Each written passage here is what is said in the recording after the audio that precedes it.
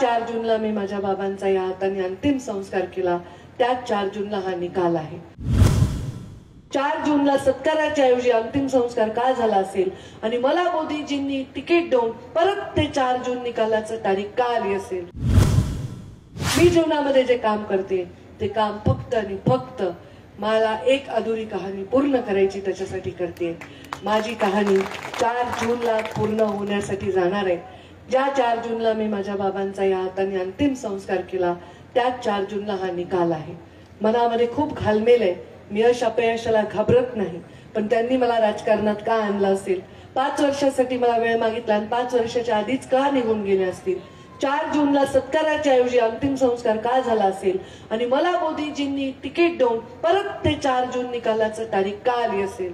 मी फार ईश्वराला मानते, मी फार ऊर्जांना मानते, मी फार प्रारब्धाला मानते। मला असं वाटतं की प्रारब्धामध्ये काहीतरी चांगलं लिहिलं असेल।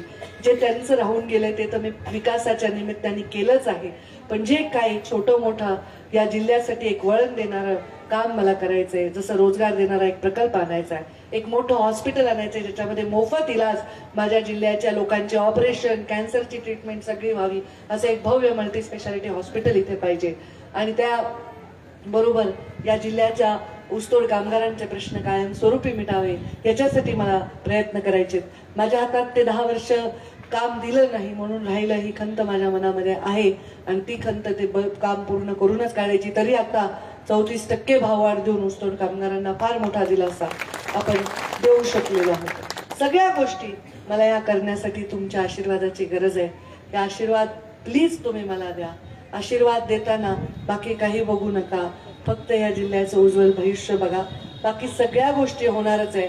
मी कधीच कोणाला विरोध केला नाही, कधीच कुठल्या गोष्टीला रोखलं नाही, कधीच जातीपातीचं राजकारण केलं नाही, तुम्ही सुद्धा करणार नाही तशी अपेक्षा आहे। देश विदेशातील प्रत्येक घडामोडींचे लाईव्ह अपडेट मिळवण्यासाठी आता साम टीव्हीच्या सर्व सोशल मीडिया प्लॅटफॉर्मला लाईक, फॉलो आणि सबस्क्राईब करा। तसंच सर्व नोटिफिकेशनसाठी बेल आयकॉन प्रेस करायला विसरू नका।